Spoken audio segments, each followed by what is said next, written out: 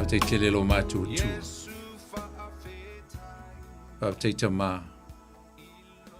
Whaptei te lelo alofa ma lo wanga le lei.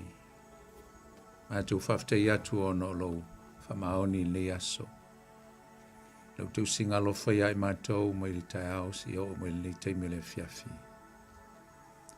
Whaptei te leo whamunianga. Lau leo leonga ma lau tau singa. Ilo mātou wola. Wa sa mātou iei whiau mga luenga o le aso. Ani o mātou lia mai nei fiafi. O mai volpongi sa. Mātou wa iele mtau tia le tua o fofuanga. Ma mano au ngā luenga na whai au ao. Wa whapenao na. Ma watu le mātou wa ai le malam lama sa mātou iai. A o mai le pongi sa le nei fiafi. Nei teimi o mātou lia mai. Mwhai e fōna mātou, mō le mawhitanga, mawhuta ai mātou lau whanau. E ala i lau a whionga pa ia. Mātou whawhitai le tua. Me ōmana e whaia ia e mātou. Whawhitai le ola, whawhitai le malosi, whawhitai le tua. Nau tau singa alofa ia e mātou. Vi ia lava lau swafa e whawavau. Whawhitai ono le whaolitanga, e ala ia Yesu. Whai ona mātou mau le wha moe moe, o le wha moe moe ola. A mātou ola il nei so i fuanga o Yesu mātou, wha moe moe o le taunu unga e ola, taunu unga o le manuia, taunu unga mātou te mau ai le atua. Le ola e wha vavau o mana e saunia e peo na o mai la upu. Nala le mātou te wha aftai e tuai, aftai Yesu i lau so i fua nei tuina mai. A wale tongi ola mo i mātou, o tangata ang sala. A whtai anganga pa ia i lau teita inga, e le nei asoma me uma we whaia mo i mātou. A le fiafi mātou tui nātu i atu oe, le tuola mātou mawhtanga. Tala la upu mo mātou talanoa, whasoa ma oa ola upu, whau umai, e lo nganga pa ia me uma la mātou whaia. A mateina e oe, whai wina lava e oe. Ai e tu mau o toile vi inga ia toe, ai mai le whatau wa ai ai mātou. O malanga luenga i vi ia oe lo mātou tua. Whaavavau lava lo alofa, whaavavau lava lo sisi ese, whaavavau lo mamalu ma lo matautia. Ia toe le vi inga o le whaamanu ma le whaanitanga. O sa umai o atu lava le whaavavau, ono Yesu o mātou te talo atuai. Amen. Watalo whātu fo i nei fiafi si o tātou tunu pele Samoa i lau whasausaunga. Ma lole soi fua ma uma langi ma maa. Toi te tai mai fo i le tua i tātou le nei fiafi. Tātou toi whailoa i ai tātou por klame masani o tu leo Upega ile Loloto. La auto ona fo nei o poni fonti la tātou talital noa ma tātou mafuta e peona masani ai tātou por klame. Ia e whatalo whātu me le ngang whaloalo. Ia la silasi o si o tātou tunu Samoa. Ia tupu mo na e. Ia le ngata foi leo au auna pa ia le tua. Mautou msiofo. Sosto vini. Me se lava nisi o lo mwhai o na mafuta mai le fiafi. Ma lole ngā lue, ma lole au auna, ma lole o staulanga. Vai o sao, ma vai atu. Mni atu le tua e tusa o tiu te mawhaiba, whao staulanga. A ta alofa i le ia malo na i o tātou matua, na i tinam te maa. Alofa penao na tāpua i mai. So se whaiba o alo i aisi tau mawhanau a sa moe o lava i au auna le tua, whaftail tau talo. A ta alofa atu i atu tau. Le suafa Yesu le tātou li i whapilpele, a ta alofa atu i malengang whalalo. Ta alofa inisi o uso mtu wa fini te mamati nao lo tonu o mauta ngase. Nisi foi o lo fata o tolia i tonu o mauta malawa wa ta alofa i ate o tau. Ta alofa i uso mtu wa fini o lo mafuta mai tonu o whalipui. O lo o mafuta mai i ama whalongolongo mai mo mai. Lofa le tu o manga le atu i ate o tau. Whenga i foi maltulingo wa salanga wa malo. Lofa te le atu whamunia le tua i atu tau. tu sol tātou polklame le fiafi. Ia whatalofa lau whainga luenga he le fiafi. Nei polo whengai matiu te mawhaiva mga luenga whatalofa ia tu tau. Lofa le tua ma sosani atu ma mawhtaina o tau. Leo ma pui pui o tau tono o whainga luenga o whengai ei ma tiu te mawhaiva le whi pō. First time ia mai ei tiu te ia. Fo ia tu i ainga. Ma le manuia ma le saonga le mu. Ala le pui pui ngā le tua. Patalo foi nisi o le malu le tunu o lo taapel kilope. O lo au mau i sosia tunu o no sailinga malo. Patalo foi ia te utau. Uso mtua whawhini, ainga. Ia mese foi o paanga le nei polklame. Patalo whātu ma le ngang whalalo. Ma lo le soifua maua ma le langi mama. Ia manuia foi le au mau ai nā tunu o lo tu iai pe fona mātou. Au mau i nei New Zealand nei. Me se lava au kilani nei o watu nei whasala launga ma le polklame. Tātou tau whai maua whatasi le manuia o le tua. Tu sai ma sailinga o manuia nei o tātou ainga. Alofa le tua, whatu mawina le whatu tua. Sa ile i pēle malo le tua. Ia lenga te whoi lea. Ia o manuia e pe on wha manuia mai le tua i ainga o le tino e pe on tātou maua. Ia na whaamnianga i le aso ma le aso. Mi ia le li. Atalofa nisi o ase si mai tono le aitele o kilani nei o lo mato iai. Ma aftanga ma. Ia ma konfrenesi ma. Me uma e peo na iai kālisia ma inga. Ngata fo ileo nuu ma la alfanga. Atalofa atu ma le nganga whaaloalo. E steimi tu e te liwo tuai. Nuu ma atu nuu o lo au ma wai. Pui pui le tua, ma i anga le lei fōwhanga uma. E le file mua le tua i so se mea. Olo o whapenao na whenga i ai mwhalawe lawe. Le ngata foi leo whalawe lawe o soi whanga nei. Ia whamni atu le tua. Whaifo e malanga mai Samoa, atalo whatu i atu oe. Whaifo sauni sau malanga e alu Samoa, whamanu i atu, manu i al malanga. Ia whaifo stei mo mua nei fta e mafuta mai ai ma e whalongolongo, mai mo mai fo nei polklame. O le tutu o le Upega ile Loloto, whapitoa le whatalo whai atu, o le uso maltua whini, whamanu i atu le tua i atu oe. Tu sol tātou polklame, nei fiafi. Atalo whalsunga i asau, ma ngā lua atu msau ni e fiafi, amni le tua i asau ma le ainga vi ele li. Ia, sa tātou whiangai e fo i maso malolo, nawa i aso mwai atu, ia te loia i lava nisin sai li atu, wala watu ma tutuli atu le aso ngafua le mbai atu nei pe o stato polklame. Ia, le na, whai lava e o mai aso malolo, ia malolo foi ma o msau, aso nao ainga, ia whape na fui oe. Lan tātou le mafuta i foi lewa, iaso, ia whaftei le tua. Leo te tai mai lo to soi fua. To mai foi le au na fatau va. Ia tātou to mau al nei silfa inga ma tango fie e ala le te inga le nganga pa i o le tua.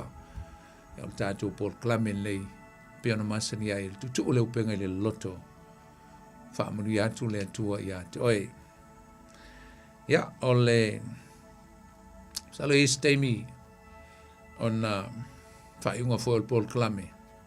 Isina maenga e whata waina fo whai unga le polklame le fiafi e fia whapa ia ai ma talo e foi e whapa ia le se tasi fo o vi inga po se pese fo iwa a penao na ta penaina ma pueina ia e fia whapa ia ma tu atu fo sunga ia sau ia tā mai mo stemi mo mua ia e tu atua i lunga o le media ia po le au whafonga. Ia ona saulo stemi, ia ona e maua lea po le vai asfau, ia po le whaiunga fo le neva i aso. Ona e maua lea i lunga o le YouTube, ia manisi lava foi o platforms. E pe ona masani ei tātou i tūlanga me whapenei. E la stemi ia ona tātou leo tātou pese lea. Ia pe a uma ona whapa ia ma te talo ai, whapa ia ma tuina atu ai. Ina ia whailava mwhamnianga. Ia mo le mamalu le tunu. E mese lava i la tau e fia whalongolongo. Ia ma sa iriri fo i tūlanga o musika. ia whapena ona whaimwhamunianga ia te oe ia nei fo iwi inga po nei pese o tā pena masaunia ia le auna nei whatawa ia le li o le nei fiafi o le a tātou talanoa le tātou mata upu wha wawina mai po sina wahenga leo se wha wawina mai o le tātou Paul Klame pe ona iaile vai asupa ia no na tātou pueina mai o se mea tā ua i le whai unga lava o le vai asupa ia maua mai i se mata upu po se autū tātou te fia talanoa i le fiafil nei ia tonu foi o le au atu le vai asfom wha mai ai pe ale mai al vaso nei ai o tātou silfia o silfia ma o tātou lo sa tātou talanoa i aso o le vai aso pa ia the passion of Christ ai na tutoe na i tātou aso pe tasi i le aso le paseka po le aso freile lea le aso fiafio le stofi ia ma le aso freile le aso le na maliwa i Yesu ia mau atua i le sapati le aso le na ia Yesu tonu o le tunga mau ia ma whapena ai ona tanumia ai o ia ina ua mai ale sapati e le aso tonai i le aso freile lea freile se ia ulia tu lava ai li amtaina le o le sapati ia o sa o na na luatu ai lea i le aso tonai o lo ia Yesu tonu le tunga mau ia mamai ai le sapati fai utei le astona i le fiafi a lo ia lava Yesu tonu le tunga mau mai le fiafi le o las freely a le o la i le aso sa o le aso le o le tutu ma i foi le o le a tatu o mai ai se mata upu e fa autu o le tatu ta upu le fiafi nei o le taeao le o le tutu o Yesu o te fia whata waina le fiafile nei, le upule nei o le wha moe moe. Hope. Ai lena o le wha moe moe. Ai o le wha moe moe ola. A living hope. O le ale wingo le upo le wha moe moe. O le wingo le upo wha moe moe mai le upo e leni o le El Piso. O ringo se mea ua whaatali ai le i o mai. It's something to expect. And sometimes we have the assurance of what we expect. Ini stevi o tato mautinoa ai se mea o tato whaatali ai. O le mea le ta o le wha moe moe ola. A living hope. Ale nei upo le wha moe moe. Wha moe moe ola. O se upu mo le lumanai. It's a future term. Le upu mo le lumanai. Ai tai tutusa le lei lava. E le tutusa ma le upu le nei o le wha tuatua. Ai tai winga tutusa. O ale upu fo le wha tuatua. O le upu mo le lumanai. It's a future term. Ai ona la o le upu wha tuatua. O le mea o le te ola i le teimi le nei. Ai ua e mautino ina le wha moe moe. Le upu wha tuatua e sau mo le upu e leni fo o le pistis. O le pistis o le winga. O se mea o lea ua e mautino ina i le teimi le nei. Ai le o mai le lumanai. Ai ua e mautino la i le lumanai. Ai wha matala ina le winga o le upu na pistis po le upu wha wha tuatua. E le tusi o le peru o lona matau po sumatasi. E wha mai o le wha tuatua, o le wha lango i mea ua wha moe moe ai. A le upu na wha lango, a lona wha Britania. It's the assurance, o ringo le mea o moti noa, wha moe moe ai. Tangata e wha tuatua e ola le teimine, a o moti noa i ai lona, wha moe moe. I le lumana, e wha mai, o le mauti noa o mea e leo vaia. O le tāua tele o le upu nei wha moe moe. Tātou tala no mo moe le wingo le upu wha moe moe ola. Ona kongeki ai lea ngā i le toitu o Yesu. Ma leo tau mwhaina ia manino. Tāma vaema ia manino le tāua ia toe. Ma le tātou whaafonga. Ma lau whaafonga le whiawhi. O le tāua o le. Wha moe moe. O le ola o le tangata. Ai wa mauti noa Yesu na wha moe moe. Wha moe moe ola. Not just hope, but a living hope.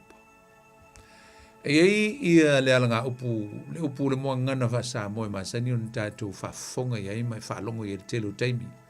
Wha ilaunga. Upu foi o maftanga ma whailo inga. Ia ma mea o wha tau nuu. O le upu wha pēr ua tau lau o le wha moe moe. E se le mānei o le upu. E wha longo iai. O lo maua le leima i a le winga o le mea upu i ana umona utala noa ai. Wa tau lau. O le winga o lau e tau nuu iai. Tau lau le winga o lau o tino mai. Lau o le wha moe moe. Le mea lea sa e iai le teimi o tuanai.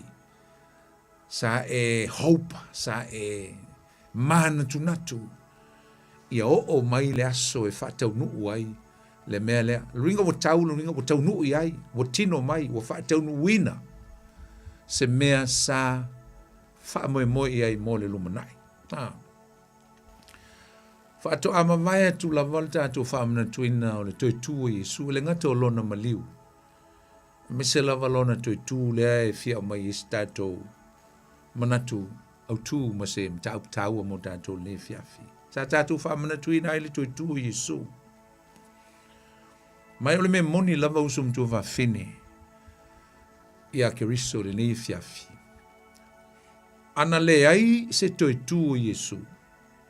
E le ai fo istato whamoe moe.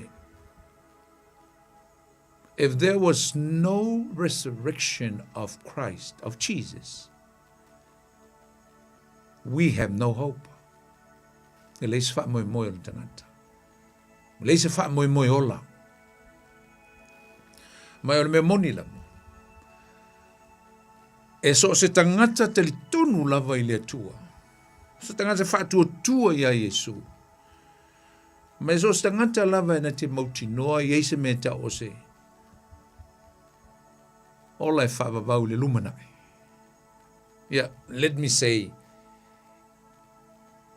if there is anybody that claimed to be a Christian, a whai es tangata e whai mai o iau tangata, Christiano. It depends how you define the word Christians. But it's very important, if you know, and I know, o ilo tātou tangata Christiano. So se tangata Christiano, e ta tau ona iai so na wha moe moe. Ai o se wha moe moe ola. Not a dead hope. E do se wha moe moe oti. Wai tele mo meo wha moe moe oti. But we are talking about living hope. Le tātou tala no le wha moe moe ola. Tasi lava le wha moe moe o le tangata. Talitonu. A o ola i leo langa le nei. Let me say that again. So te whai atu le upule langai tāua. E tasi lava le wha moe moe o le tangata Christiano. A ola. A ola. A ele oti. A ola. I leo langa le nei. Ua na o leo la e wha vau. Mai tau mai lau pu tāua ria. Ua na o leo la e wha vau. E a mata atu li toi tu. It begins from resurrection. You might be wondering, e leo pe o whape, o la le toi tu, e leo le toi tu, e Yesu la leo te tala noa, ai o te wha maala malama muli muli atu stemi. Le toi tu leo o ta wei. E a mata, so stangat Kirisianoa, e iai lona wha moe moe. O le alon wha moe moe? O leo la e whaavavau, ai a mata atu i le toi tu. Ai ona la o lea tātou te tala noa, ona o le tātou te tala noa le wha moe moe. Wha moe moe le tangata. Moe moe le tangata ke shano, tangata le tonu. Ai leo le tangata le te le tonu. O tātou tā ua fo'i ma leo la e wha wawau e tau nuu i le tangata te le tonu. Ai leo le tangata le te le tonu. Tangata whātua tua ia Yesu. A ola. E ta tau i lava la o na o wha malama i nātu mua mua, vaenga e wha o le wha o le tanga. E alai o na maua le tangata le wha moe moe ola. Because the fourth stage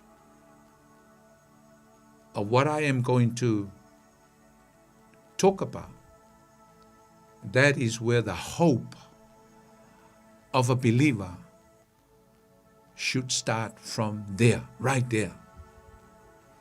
O le melo na whae o inafita a matai o na tino mai ia tau nuu lo le tangata i le mea ta ole, wha moe moe ola. E tau lau no wha matunga vaina i wha langa i le te i o i le wha moe moe. E te tau ona step watu step mua mua, step lua, step tolu, se i o step lon wha. So I'm going to talk about four stages of salvation of a mankind. O tangata ola, umai fia maua le wha moe moe. E te tau ona malamalama i vaenga e wha o ala o le wha o le tanga. O le mea mua. O le mea tau o le tau salaina. Familia Roma tolu lon whai pua lusu mal tolu. Awa wanga sala tangata umalava ua le o ai i le vi inga mai le tua. Wow, it means everybody were sin. Everybody were in damnation. Tangata umasa ia ile o langa whano, le o langa whanonga. Ai na te le mauaina ke riso malana whao le tanga. Mai awa wanga sala tangata malava. We are condemned.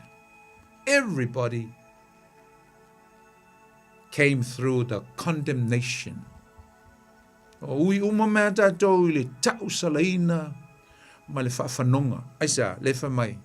Anga sala tangata uma. Nā u tātou malama lai le winga. Anga sala tangata uma.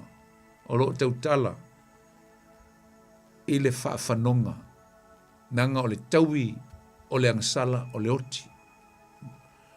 Roma e ono lon whai pue lusu mal tolu. O le taui o le angsala o le oti. The waitress of sin is death. Le oti. O le oti o le nganga lea tau tala mai la apostolo. Oti le nganga winga. O le sfa moe moe. No hope. Stepu mo mua na. Tangata uma. Po ai al tangata except Jesus. Se vanga na Yesu na savali lungol fungai lele nei. Pau leo le tangata na savali lungol fungai lele nei. Ele yo iai seang sala.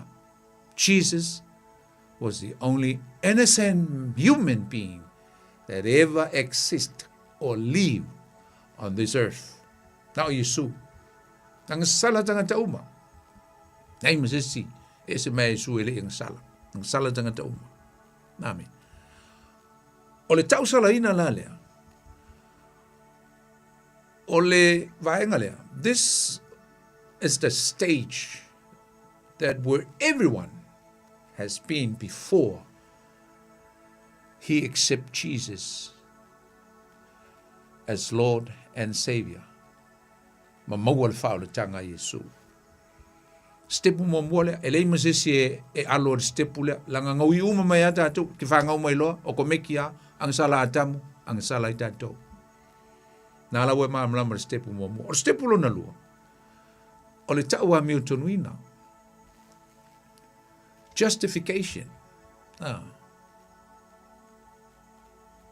Justification o le taua mi utonuina. O le taimi tonu lea o le fa o le tanga. o le olanga o le tangata, taimi o le wha o le tanga. Roma e tolu o lon whai pue lusu ma le wha. Ua tau a mi o tonu ina fua fo i tātou i lona lofa tuno, i le tongi ola i a keriso, Yesu. Ua tau a mi o tonu ina i tātou i le tongi ola. Nga le wingo le upu tongi ola. Taimi o le wha o le tanga. It's a time of redemption. Jesus redeemed us. When he died on the cross, when he gave his life on the cross for us, he redeemed us. We are whaola mai tātou. Ona lona toto o tau a mi o tonu ina ai tātou. Ai wane ngalo ia tātou. Na ole wha tua tua la. E tau a mi o tonu ina ai le tangata ang sala. Na whamai le Roma e lima lona whai mua. Ai tau a mi o tonu, whamai ole nei ua tau a mi o tonu ina foi i tātou i le wha tua tua. O le o tātou le lei ai ma le tua. Na, manino le lei, tau a mi o tonu ina i tātou i le wha tua tua i a Yesu. O le teimi e maua e le tangata al wha o le tanga. O le teimi wai e walawina a Yesu. A fio mai o oi o loo ali.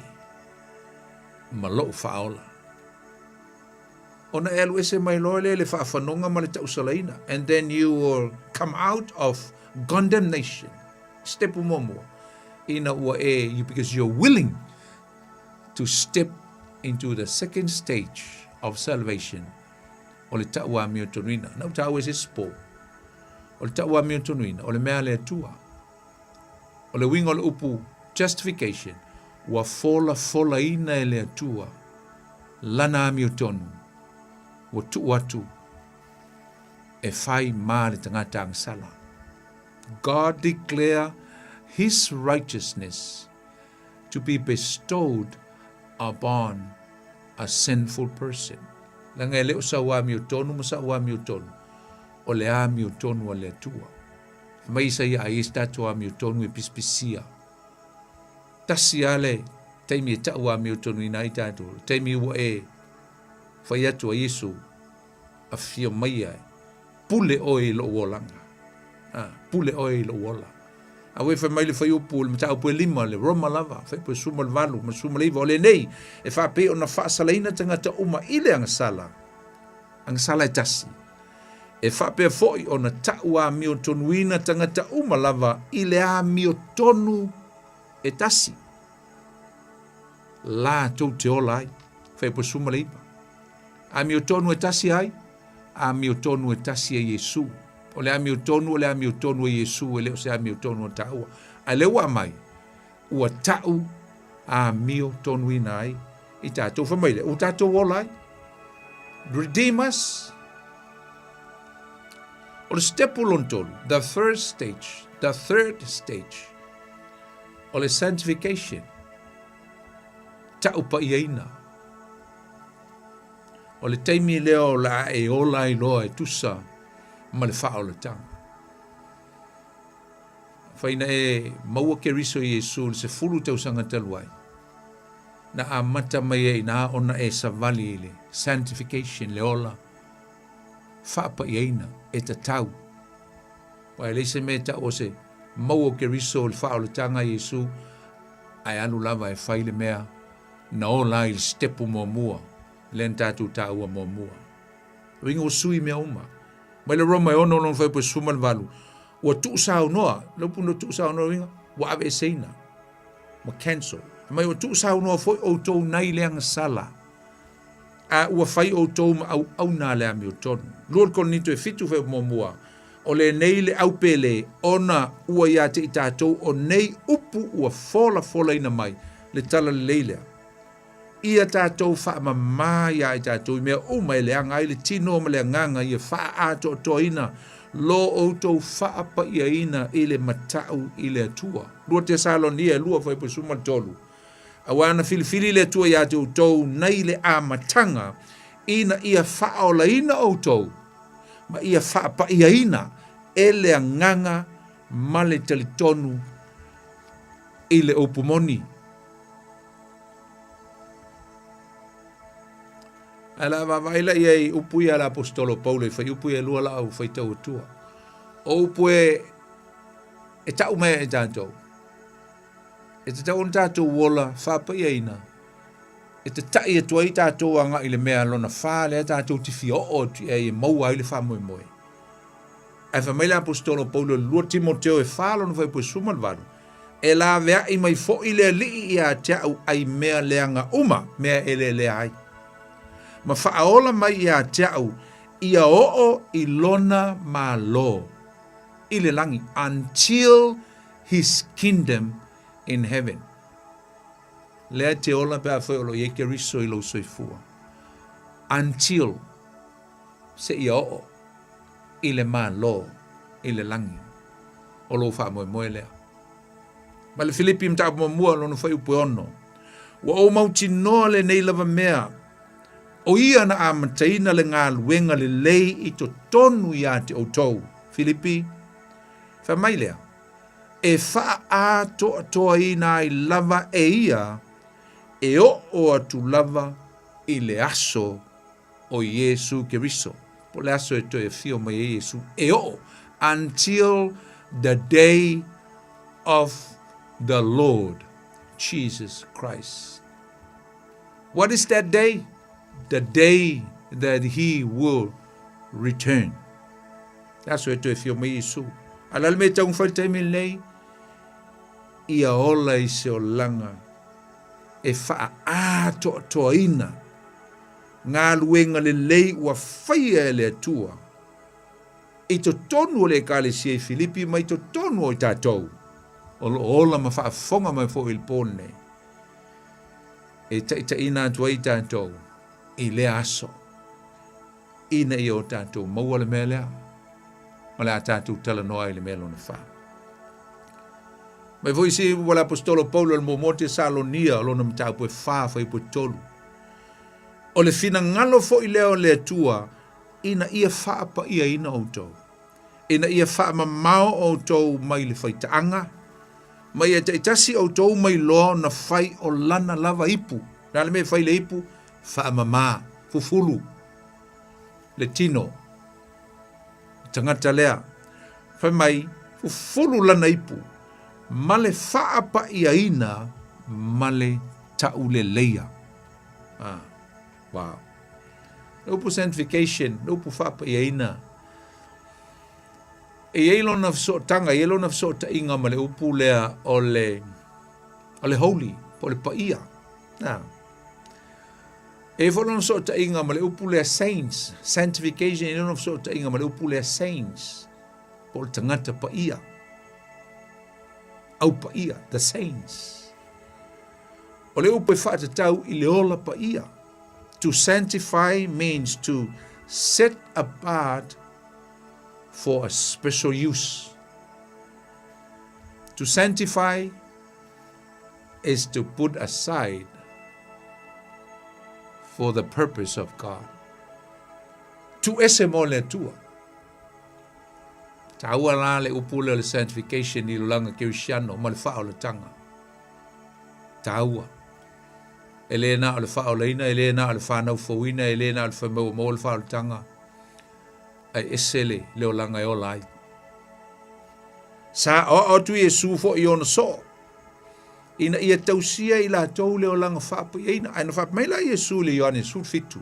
Whai upu suma leono. Upu o lanta talo lonta ma e whapea na upu.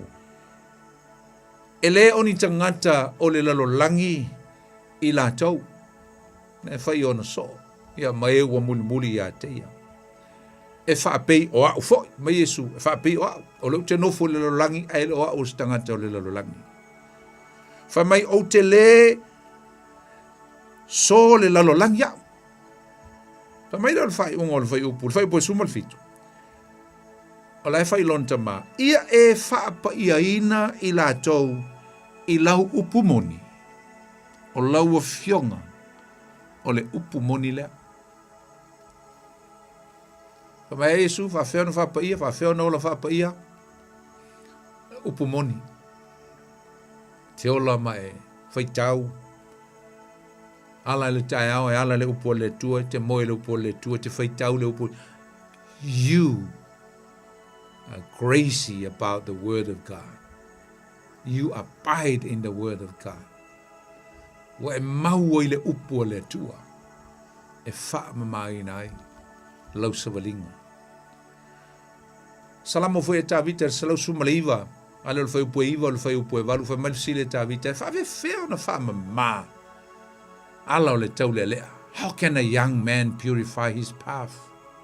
Toi tari a leo tā vita, according to your word. Wha mai lea, e tusa malaua fionga. Le upu. No inge whapa ia ai tātou le upu le tua. Tātou mai lo le le step up o le stage lo na wha. E tau ole, tau mamaluina. O ne ngaro le wha solongo mai o tātou me wha. Mua, tau salaina. Condemnation. Lua, tau a mi o tonuina. Justification. Tolu, tau pa iaina. Sanctification. Wha, tau mamaluina. Glorification. Tau nuu le wha moe ola. O le unga lea e o iai le wha o le tanga le atua. E iu ai a mata i le wha moe. O mai nā ia step e wha o le tanga. Ke le koe mga o mia se wha o le tanga aisa, because you get there. You get there to your destination. You get there to your ground. You get there to your goal. Wa e o i le mea sa e fia o iai. O lea. Ma walo wha moe. Roma e walu alo na whai upo e lusu maltonu. A o i tātou lava ua iai mea wha polo le nganga tātou te. Whioi o i tātou lava i tu tonu ia i tātou. O loo wha tali atu ia avea i tātou matama whai. O le wha o laina lea o tātou tino. I want to emphasize that last bit. O ke fia wha tā waina upo mulimulia. O le wha o laina lea. Wha tali atu lea. E wha tali atu. Mai ia la apostolo Paulo. O tātou la o wha polo le nganga. Loinga o le pui tātou le nganga. Langa o le oi le o langa lea tātou te ui ai. Mai whioi o i tātou lava. I to tonu. Ia i tātou. Awha mai. O loo wha tali. We are waiting, tarrying, wha tali atu ia avea tātou matama whai. A tali o le atua. O le wha o leina lea o tātou tino. O le wha o leina o tātou tino. O le au maia lea o le tino wha le langi. O le whale apitanga wha le langi. E sui ei le tino pala lea. Teimi tōnua lea e a matai le upu lea tātou te fia talan, le tātou te wha mawhaine le whiawhine. O le wha moe. O le wha moe. E a mata i le au mai e le atua. O tino wha le langi. Oh, let me say it again. E a mata le wha moe. I le toi tutu mai. O e na feoti o ia Yesu. Na. E toi tutu mai o e na feoti. Le winga leo le tātou tala le nwhaiatuanga le la. O le alo wha moe. O lo wha moe. O le ola e wha wawau. Ai a mata atu i le toi tu. E le o le toi tu o Yesu. E uma tātou wha amara maina le vanga le au nei. Confused au nei nanumi. A o lou toi tu. Ma lou toi tu. Pe a toi tu mai. O e na oti. O ia ke riso Yesu. Amen. Mo molte saloni am tau po fava e po suma leono. A wa e fio i fo mai le langi le li lava ma le alanga ma le leo o le leo le angusili. Ma le pua le tua. E mua fo i ona toi tu mai o e ua oti o ia ke riso. Ona whaafua se i le on ave ina e o lātou o e ola matuto e whaatasi ma i lātou i au. Ina ia whitai ai ma lea li i le vā nimo nimo. Ona lātou whaatasi pea lava lea ma lea li. O le mata au puri si tianga. Te le lope te tele tonu i ai a o le mea moni e iei si tianga. O le au whaatuatua ma le kale sia pa ia ke riso. O e feoti o le li. A le aso e fio mai e Yesu i le si tianga e si tiala na e kale sia. E toi tutu mai o e nauti. O na whaatasi lea mai o le aola pe. A le tau mai e. E ola pe le teimi e fio mai e Yesu. O na wa e leo i lātou. Si tia e leo i lātou. I ao le langi o lo whaatali mai e Yesu. A le whamai e whita i ao. A o le i o a e la i ao. O leo le a tātou o atu. Este min tātou o atu le ele. A o onga le apostolo Paulo le momurko nito mta apostuma le lima. Lo o mai la apostolo Paulo le taimi e toi tutu ai tātou. Whamai e whaafua sei. O na liu ai tātou. O na ave ese leo tātou tino nei o tino pala ma tino e le alu le langi le tino ngasala. Ai whamai e whaafua sei o na liua. Suddenly, we will be transformed. Sui. Nga le wingo le sui lea. Wa faa ofuina lo wanganga ma lo wanganga I tino faa le langi. What we call celestial body. A body that will never perish, unperishable body. Ele toe ang sala, ele toe pala, ele toe seoti, ele toe o iai se meleanga. Tino whaalelangi. Amen. Imperishable ringa ele toe o iai se pala. Ele toe o iai pa iai se ang sala. O inai a mata il mea ta ole glorification. Glorify body, glorify soul, glorify upon us, and then we will be rapture or go up and meet with Christ. Mai tātou te whitai ai mai ia. Teimi tonu le a matai o na maua le tangata o lona wha moe moe. Le lava o te angai atu angai I le mea ko ngeki ai angai I le maliu o Yesu. Le maliu o Yesu, le toi tu o Yesu.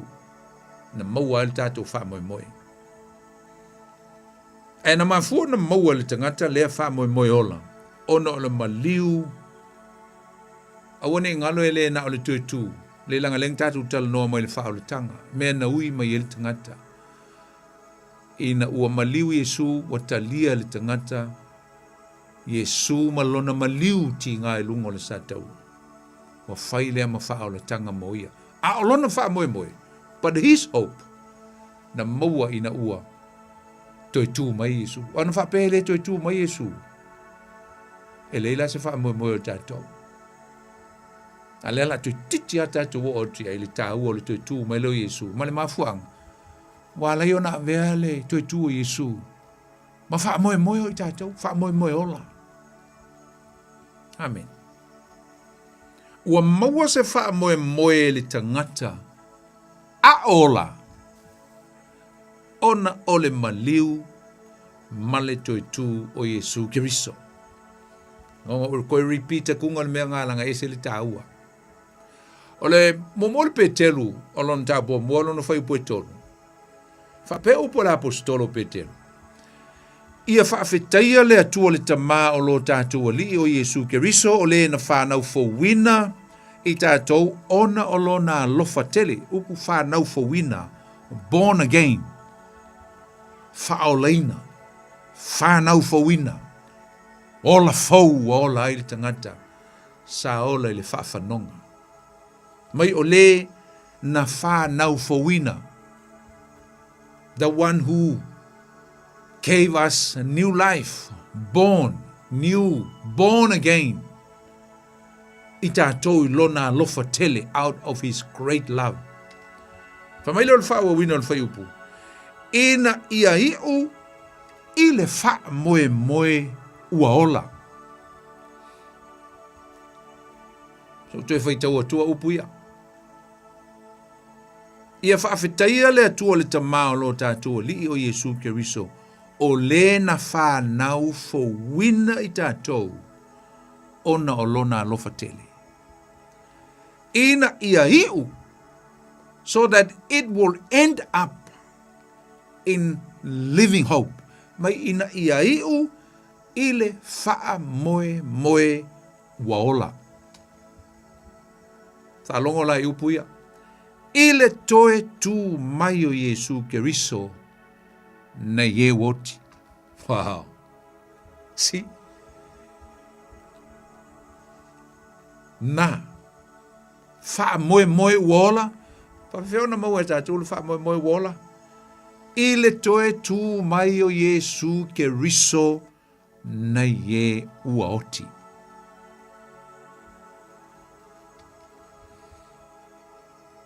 Pa mai leo la apostolo Paulo e whata tau ia Yesu malona toi tu le aso lena toi tu a Yesu len tātou whamana tuina. Momoko nito su lima whai pua luse fu. O le nei. Ua toe whaatu ina mai Keriso na ye uoti. Ua avea ma wha polo polo. O e ua mamoe. Wa alana o taofi le vale titi alea. The reason why I gave a little pause there, in between. Langai tau te le lo loa. Malo ui loa. Fa mai ua avea le toi tu Yesu.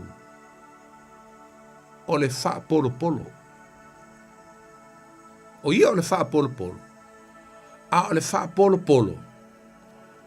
Mo e na momoe. Le fta umane an tātou tala noa.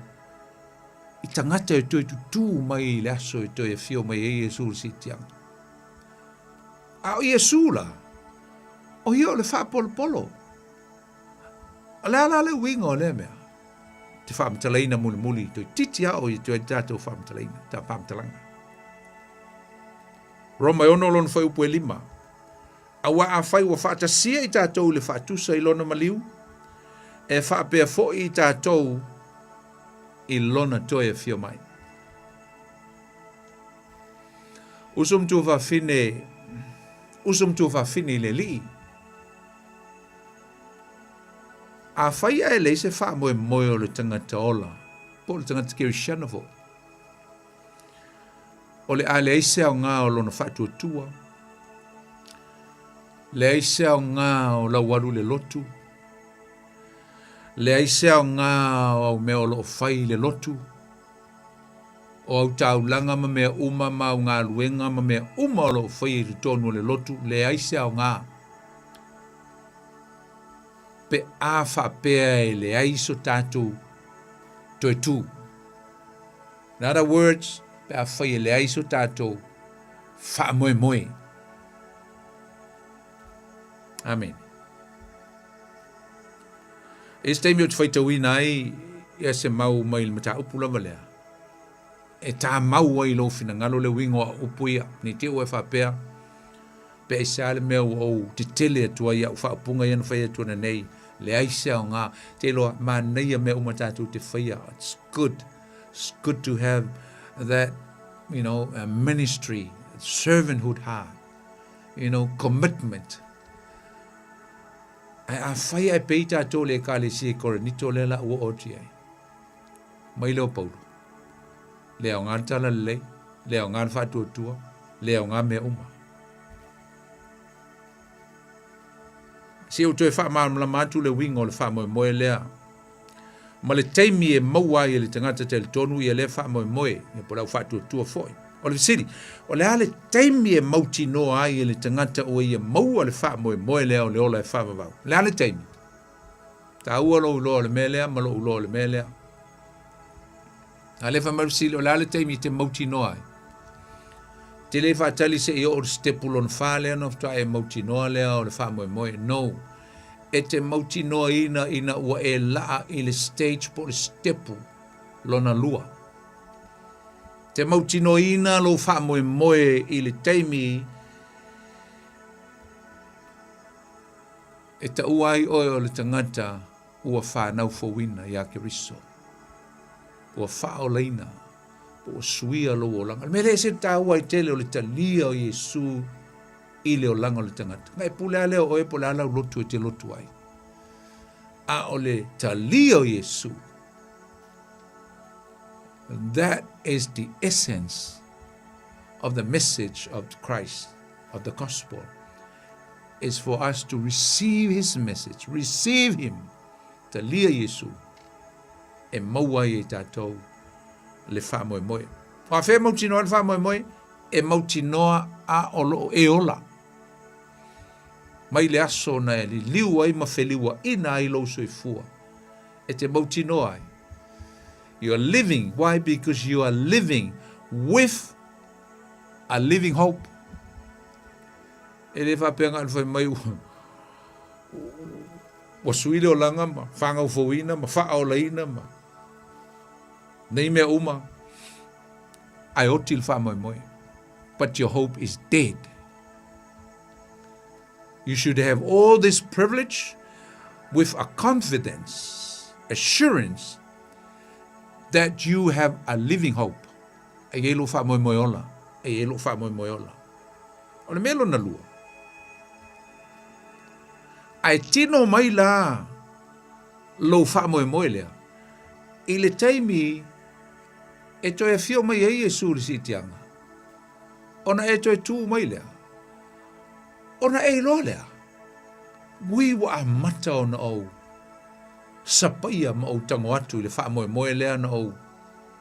Tali tonu mai ei aso o uola ma o whaoleina ma o whanau fawina ma o savali mai ei le ala pa ia ma le ala tele le ala umi na o sawa se i o le aso na o woti ai a leo o tue tei ma o tue tu mai leo o loa.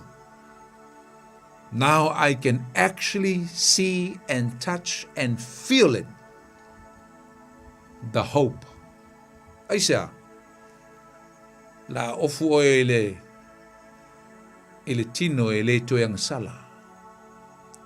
Menga ta ole wa amata ngalo glorification, starting from getting rid of your physical body. Ai o mai le fale apitanga. Fo. Fale lang. E fa ofu inai langa le mfinga alu tono le malo ke riso. Malitino ang sala. E te uru fale iai i le malo ke riso, ma le langi ma le ola e wha vautu atu. Ma lo tino, wha le langi, celestial body. Ta ua la mena e lua, e te mautino al teimi lei, ai tino mai i le teimi o le toi tutu mai, o e nauti o ia ke riso Yesu. Amen. O le vesili mo oe, e te tali tonu e iai le toi tū mai o e whioti o i le lii o Yesu. Pe e te tali tonu e iai se toi tū.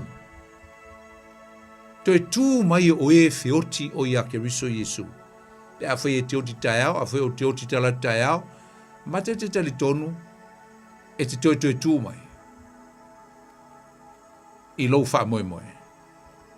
Pe e te tele tonu e Yesu wha moe moe ola e maua pe a to e fio mai Yesu i le si tianga. A o leo e ta atia mai lo tunga mau. Wha tele tali e wha mai o naima moe. Talo sia e te le pei, ma o te le pei o le e kale sia le koranito. Tasi neo wha fita auli na mafuai, o te whiololo ana i wha fita auli, na li poti atu e tito e po Timoteo na watu le tala i a Paulo au i Efeso a laiona to e tusi e la apostolo Paulo lan tusi lo na rua e ovo le tusi momua na ave momua na ala na tusi atu le apostolo Paulo o le tele o mea la tutupu ma many issues within the church in Corinth tele issue A le tele o ne isu, e mafua mai, whaalongo ia o onga se. Wha se ina. Ua se atu Paulo malana crew, talia tangata le upu malatala le Keriso Yesu, ai o mai, yeisi lava tangata Judaisa, tangata Iuteia malatu tala inga, tangata ele tele tonu to tu. Ma foi to tu sila apostolo Paulo e fa sao.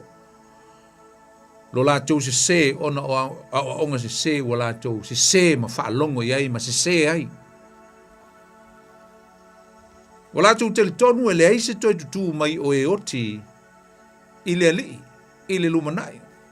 O mele le se ele kalesia. O se ai za. Fa se ina ele se to tu. E teletonu o yele to tu o Yesu. A ele teletonu o yese to tu mai o tangata e feoti o ia Keriso Yesu. A fonga laile, Korinito suma 5. Alona mtau pe suma le lua. A foi o tala ina Keriso na ia to tu mai na ye woti. Pe fa pe feo na fai mai o isi o tau, ele ai se toe tu mai o e uoti. Hawa ere visiri a pau. A fai utala ina atu i ate o tau, ringa ngau tau talia, e toe tu mai o Yesu, na toe tu Yesu. Now you accept the resurrection of Christ. So how can you say, how can you agree that there is no such thing as the resurrection of those who died in Christ? Palongo le vai busuma tolu. Ai a fai ele ai se toe tu mai o e uoti. Po ua le toe fatuina mai Keriso. O inga, a fai ele se toe tu o tangata na fioti. Ile fatu tua ia Keriso Yesu. Pa mai leo pou. Pele toe fatuina mai e Keriso a ngau kouka di kongu iai. Suman fa, a fai foi ua le toe fatuina mai Keriso. Po ua fa lea o ngā la mātou talalele, la mātou talai. Ua fa lea o ngā foi lo o tau fatuatua. Ue fa fonga iei upuia. Mai Paulo, lea o ngā tau fatuatua pe a fai elesi toi tu. Ko me umanga e fai tono to e kalesia, lea o ngā isa. Langa leo o tu isi fai upuia. Fa malmalama me la apostolo Paulo. O le toi tu Yesu e maua el tau fa moe moe. Lo inga o lea o ngā tau fatuatua. Your faith and as well as the gospel is in vain. Mo le sea o ngā. Why? If you say so, if you say that there is no resurrection of the saints, so that means your faith is in vain. And also the gospel is in vain. Wow. Mai wa vea foi le mātou moli mau. Wa vea foi mātou ma moli mau pe pelo ila le atua. Pe a fai ele sto tu. A wa moli mau I mātou I le atua. Na ia toe fa tu ina mai Keriso. O le na le toe fa tu ina eia. Pe a fai e moni e le toe tutu mai ue woti. Le tau talai. Tanga te feoti fa tutua ia Yesu. Awa a fai e le toe tutu mai ue woti. Po ua le toe fa tuina mai Keriso. A fai foi ua le toe fa tuina mai Keriso. Fa lea o ngā ina lo o tau fa tutua. Ua nofo sala pe au tau. Vai, le wali ali mai fa o le tanga. Le wali ali mai le. Upu leo nofo sala, condemnation, stepu mo mua leng tatu I me fa. Ile ma le foi, ua fano o e ua momoe o ia Keriso. Wow. O mai leo la apostolo. Fai pui, sumalima.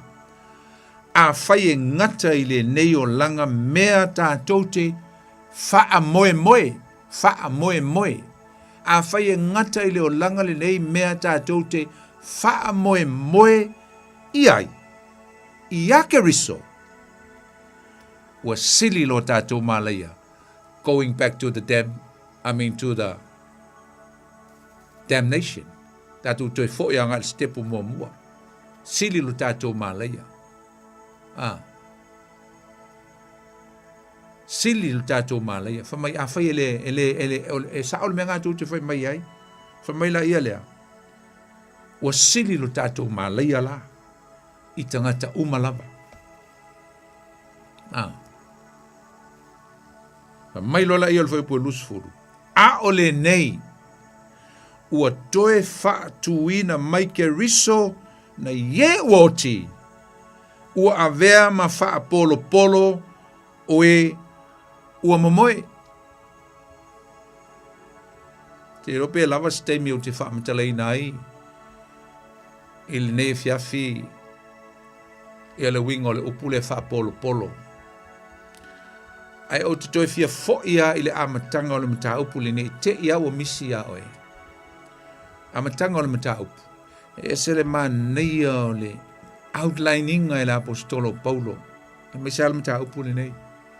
Tali e tuai. Ili se o mea o tali tonu i ai tangata. Sa aola wha tua mai iaiso la tau wha moe ma tali tonu li toi tu mai o Yesu. Aso whaita wina le whai mua lango i ngā le atangia mai ai. Ila amatanga o le mta upu lea. Le winga o le tāua. O stepu i e wha o le tanga. E le te i o le wha moe. Mua aui mai Paulo le tala le leina ma fuai o na wha longo tangata ma wha o leina.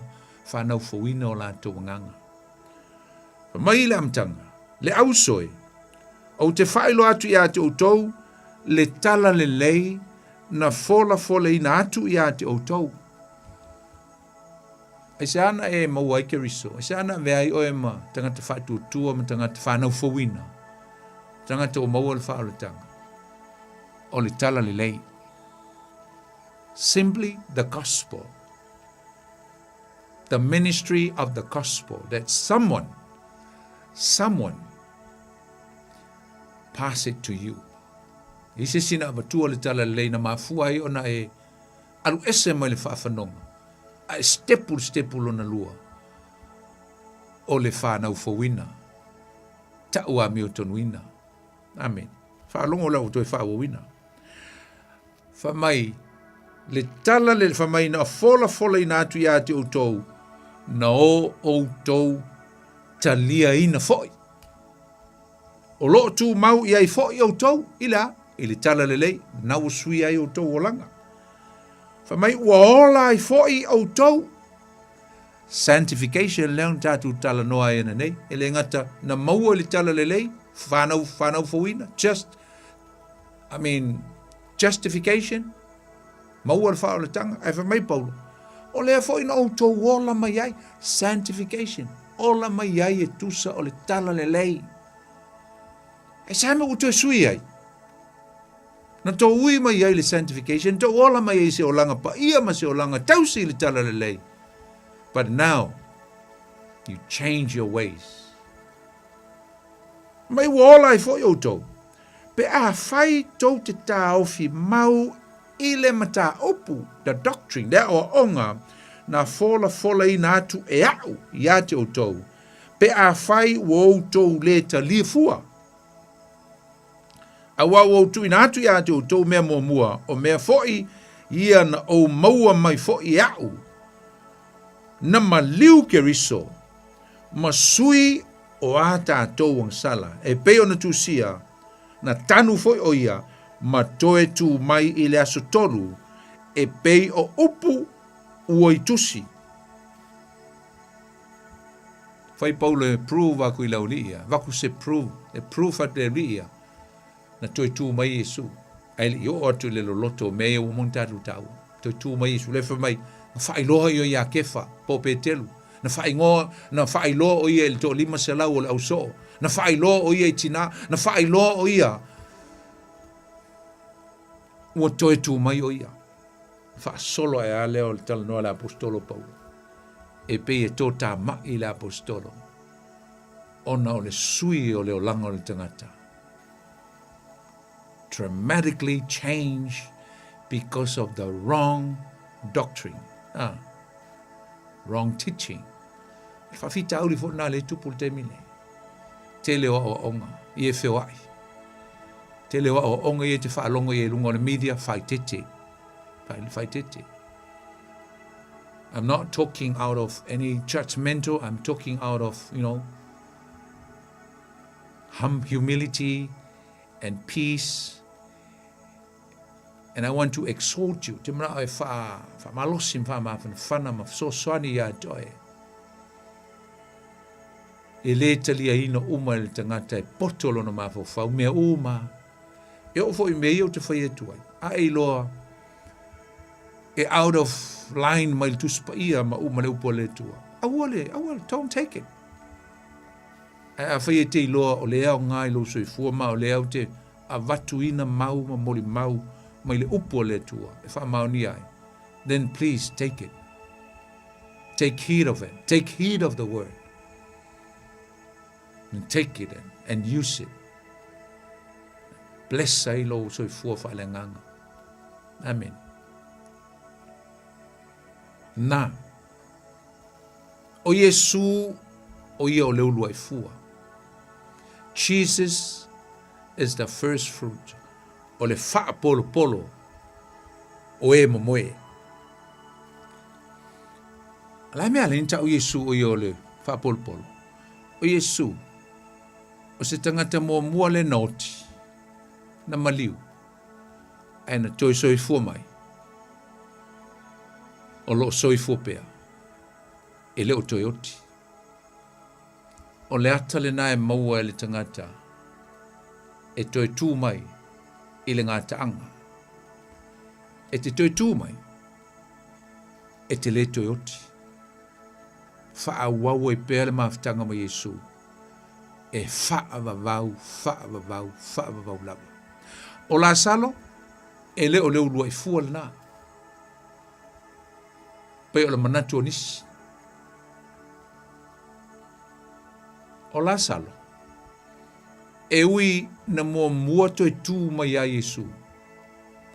A wana wha toi tū na wha tūla I mai e Yesu. La salo mai le tūnga mau le aso tō. Na I leng tātou tā hua. Ai aso sā le lau pama.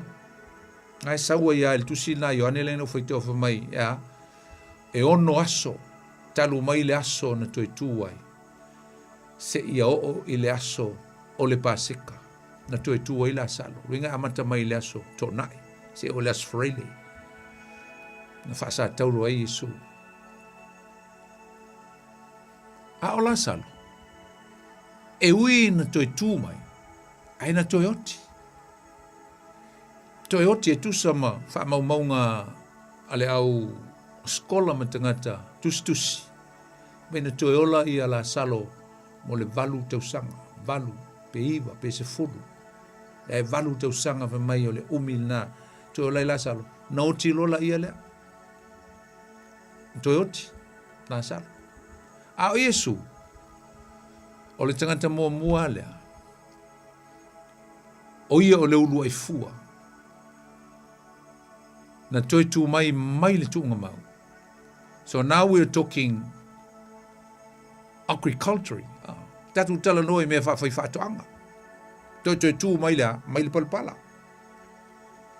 O Yesu o ia leo le whatu mua na tutongo mai le palpala. Pēna toi tū mai. Rose from the dead. Me whela ngai ala ina whai ngō ia o le ulu ai fua. O ia na toi tū mua mai a. I tangata o malawa ia o le atoe whiola mai. I se teimi le lomanai. O Yesu o le ulu ai fua o le selenga tele o le asau. A whaila I le ulu ai fua. O lo loinga I le selenga. Tu nā maanga whaiutei e lato whatuanga. E tolu vaenga o selenga. o le seleselenga mua po le ulu ai fua, whaapolopolo, a vele se fulua i le malu, ma le au salevi, lea e whaatusa ia Iesu o ia ole whaapolopolo, o ia ole se fulua ia le atua, mai e na moe le tunga mau. Ulu ai fua, mua atu tu Iesu tangata uma, a whaia ia i le ulu ai fua. If there is a first fruit, there must be a big harvest that is coming. E ia ilana seleselenga tele. E sau. Sau mulimuli. Sau awhea. A le i le ata le ae na maua le te minto e tu o Iesu. Na i le evangelia Ioane. Tatu twaitau e vai aso le lana o. Si talatu tatu leina. Mai sau manatu. E matau foi i tangata Jerusalema sai tutonu Jerusalema na toi tutu o le te minto e tu o Iesu. Na o le tu e fai mai se ata. Si fate le tonu o tangata fatu o tu ma tangata ia il nā taimi. E fa pena hoi tātou. O le toi tu o Iesu. Ai toi tu o tangata fa mai nei tangata pa ia. Tangata fatu o tua. Luinga. Ngā o tangata fatu o tua. Tangata theoti o ia ke riso Iesu. O le atale nā. O le seleselenga tele le lumanai. Mai tolu vaenga se o tātou wha marama. La maina atiri le vasu fau. Tolu vaenga o seleselenga tangata iuteia. Momua o le ulu ai fua. Lua o le seleselenga tele. Tolu o le seleselenga e to ulu. Seleselenga tele la uai i le seito i fo le seito. Ai me to ulu fa maltu la fono i uteia. Awane i toi pikia, awane i toi o mai i toi tae. Tu umena e fai mā tangata mā titiva mai ua mātu oti. E o mai e koleki ma ave fai mā la tau. Tolu fo i la i toi ngā toi tu ia tātou ti tala noa i le u tātou pa i le vaenga mua. Awa le toi tu momu, wai lua toi tu, se u tātou tala noa i le vaso lea. Ai fa mai tā nielu. Toi tu mai isi le malaia, toi tu mai isi le manuia. Tā nielu tāpe suma le lua fa mua. Ala tātou tala noa i le vaso lea. I le uloi fua. Big harvest por seleselenga tele. Ia. Matoenga o seleselenga. O le alo na whauingaina. Ia tātou toi tu o tolu. O le toi tu mua. Tala atu le tātou leina. Le usau tātou walau mua. Talofa le tātou walau, talofa. Nā poni. Talofa Jacob. Palo soi fo maua. Nā rosei fōro sunga. Ia leli. Pakai whai le tua e ngā mai aso hoi sa maroro. Ia. O e walau mai a ua. Te walau mau lai whaila fono. E ai wha maru atua. Te loanga ngai sai dia mai tātou Paul Kalami. E o loa e takai sepsi tau fiksi de pai. Okay. Te kai o. Ia. Ai mai e ka whaasua ni atia. Ia leli. E whaua fionga pa ia le li i whaasua. E ka whaasua pa ia le. E na whaasua mero sunga le kusa voma le tika o whaasua. Tātou pa e vo i tātou mei o le tau a mil turuina ma le. Ia le uwha popo e maliskasi. Ia o le revelation a mai le tual ngiva. Ia so le uwha popo e mal kasi mua le uwha mua. Maka mo kienga le whaasua ni atia. Ia. E pole ale e mai o ka ngaka e maka ukia mai ai le ui ala ia e ka kire moa le o le whampa o a fui o kako ngaruenga lo whai pe fwoi ka whaasoa ia pio kera koe kere ngaruenga e whai ia a leo langa rai o rai o rai o la leo langa kuai ia pe o le nga inga ka whaasoa ako fwoi nisi o lo whaafonga mai yes inunga ngi ala le ia ele o le ongono ngai ki o lai ka mulmo ali lo o kalia le o kalia molo ui ala ki kalia ka kanga ya tu ia leli mai yes mai ui exactly talia maola ia ele o talia ele te cho amen not just a Sunday Christianity, yeah. Nah. Everyday life. Yeah.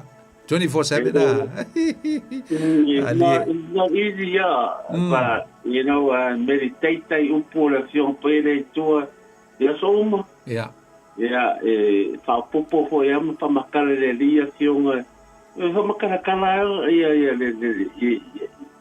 fa makala le dia kama fo nga I ke vi uma ka ke a. Yeah. Ya fa pina ku mau ya te ya. Ya ki fo nga ki apo. Ya municipio. Ko ga como ki mo. Le olo faz por ele filia kako. Yes. Yeah. APR na fa solo su. Malusia leo I tonu ngai ro. Ia le aftai jek mai fa so le fiaf ia lo fatu ia le ko ki ka ko pese fo ia lo fatu ia fa se fo fa ia fa talo felicita su lau talo fa poni talo fa tonina ia alo la vol se fu ma lo le on sai ia ma lo fo sai fu le su fa sai fu mata upumana ia nei tu la e fiafi ia ni ma lo lava I lo sunga mo fa mala mala ina le a fionga ne tu esen mala io lo ta upu nei fu tu la le po dai ia o ie de sa fasili au te fa sta le lava ile ava ia so ma le ava ia so le au ai mai o fionga le tu fa mala mala mai e o fu tu si e fa tau tu lava lo le leila ora ia ile tua ile lava era ngolango la po la mi malo lava ai dia lo fangele tua san ko ai pele o la tai e tina tai lava ia wa lava le fionga le so ni mo au lava ia le o te fia na o ia lava so ni fionga le tua ia o le mala watu le ia lo fatu manuia luenga le pofa pe foi sau o tu mai foi ia tai lava ia tina ia le tu tatu pese ia mo le alo va tele tu ia fase foa ciao ia lo la sei foi se talo mo le manuo le fa ti tali si sta tu lau ia ai apenao na praise the Lord. Ja, o te loa le I tono le. O le tono le a fo o le.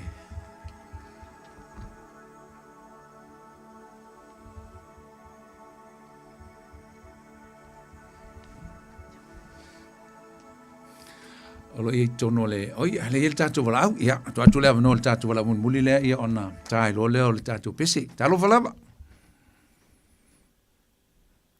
Hello.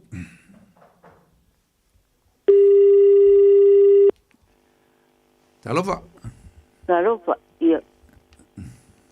Palo lava pai proclamen poni. Hello Foli, o mo yotina.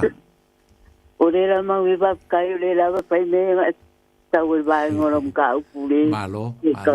Pai yo ma. Malo lava. Yotina. Ya, sa mo mai lo la. Kia le ma ka o kia le fio mai pa fio le alo le tua.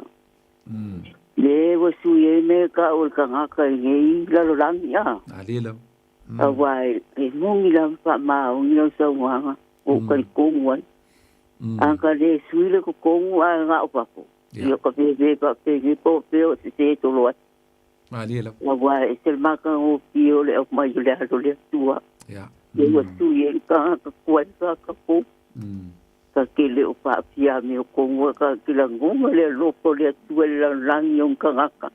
Au mai pa pelo nga pele ko ka si mongi lo sa nga po ano ko ale se po na ke.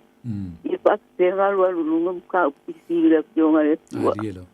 Awa ese mongi pa ma u ila ngi vai ka le fa ilonga ingo le historica I maliwa ma ko e pio mai unga ma ma ilo sa wa le ya se ka ola le se se tau pa pe ali wo ka ko ro ni le bong ni le lang ma le lang mo pa o ingo mai le ka ko pi lo ye lo me ta ka ko ye mo yo ya ha wa pa le lang ka pa ya lo pa la lang ai mo ko se ai mo va pe ora me wo sa me la wo ye la ai lo la ka si le mu mo ko ma po pa ka lo ye Ia kari kongu nei wopo ka whapengale mapu kai tikai.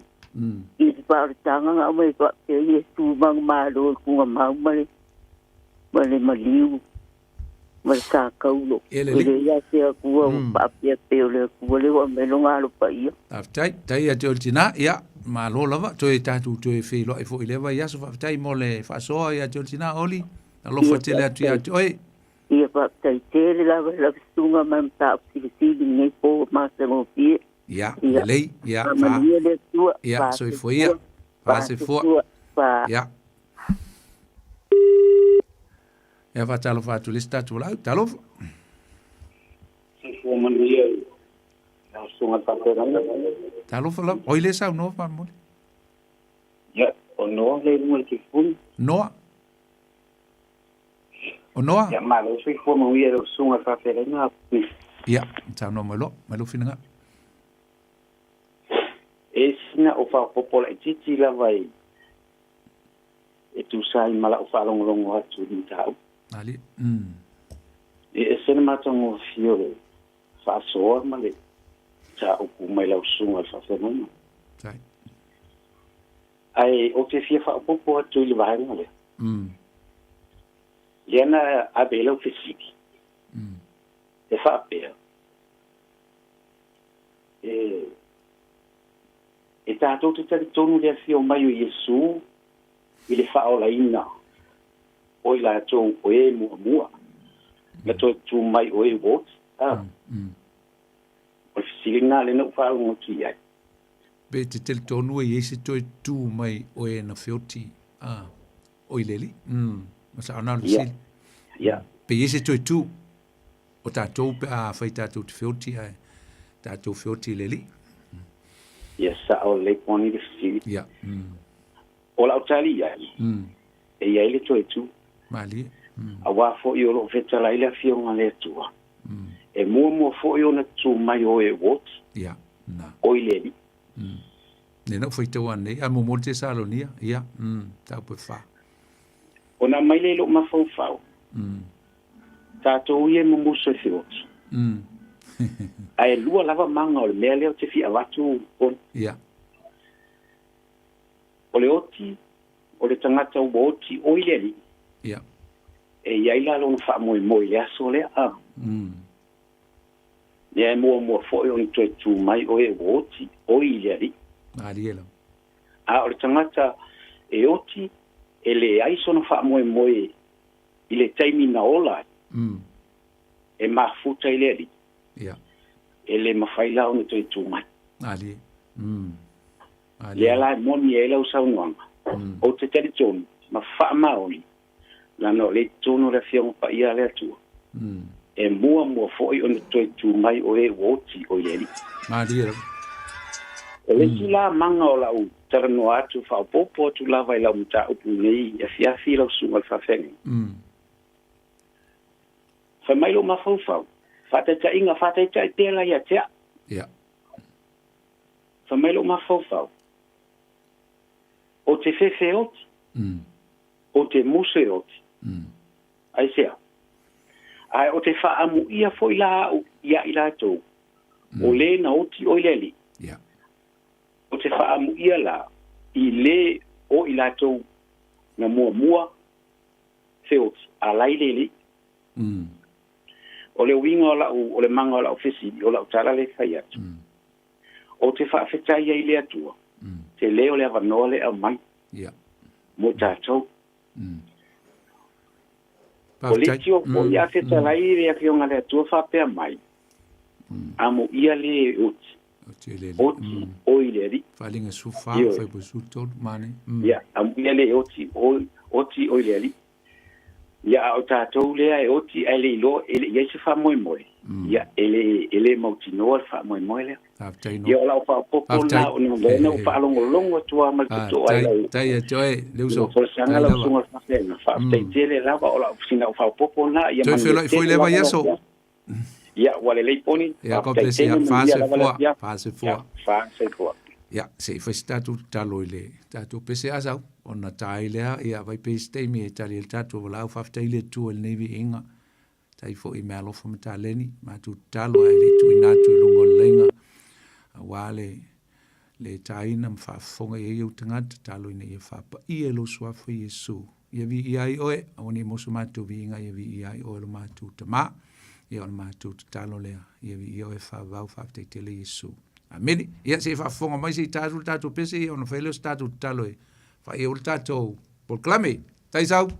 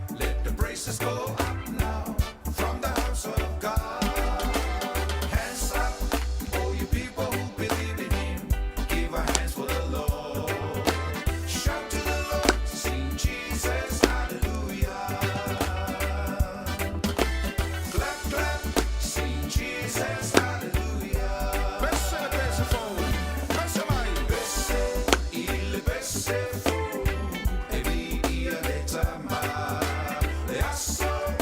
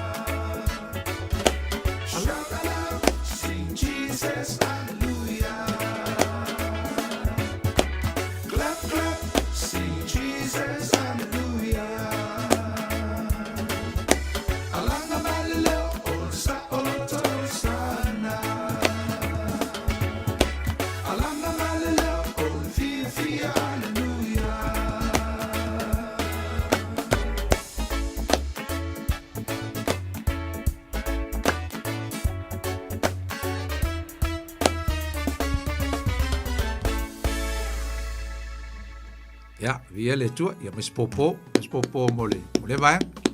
Ya, vi le tua. Yo se pese o leva no fatul nei pese o vale. To ti tol sulta usanga te alun fatul nei pese popo fof a liu le olanga ile lima, mai lo le tau o le pati. Ave le vi inga ile tua, ta puai. Mai salamo e fasu mo le fitu. Pati o to lima o to no uma, ma ala langa atu ile vi inga o le tua. Se le matango fi. So e whamanuia le tua ia te oe, ia po lewa yaso, ia sautato pese e lunga le YouTube, ia na e whaafonga le iai mai mo iai i le MTV, ia pe a uri atu soloma se malosi, ia la tatu whai, whaaftei vol sunga ia sau, so sai foi ma le so ni ma le fiafi, ia ma le avno am whai fona ngā lui whatasi le fiafi vi ia oe le tua, whaawina po kalame le fiafi, whaafoi atu le vi inga i le ia te oe lo mātou tua, aftai le tua i la upu, talo i whai mwhamunianga mo i mātou uma la upu na awina le fiafi, talo fo i a vea lava le nei vi inga po le nei pese, whapena na whai mwhamunianga i loto manganga o tangata, e mawai so vi inga, ai awani mo se vi inga o tangata, whamunuia i sio mātou tunu, mawani tō whanga mani mālo longa file muli nei po, maua se vai aso manuia, ai vi ia pe oe whaavau, o le te talo le ala ia Yesu lo mātou li i lo mātou whaola. Wala awa tuai. Amene. Ia, tātou wheloa i lewa yaso. Mo lei teimi la auto auna lei poni fonuti, whasoi fuia mo lei teimi. God bless you all.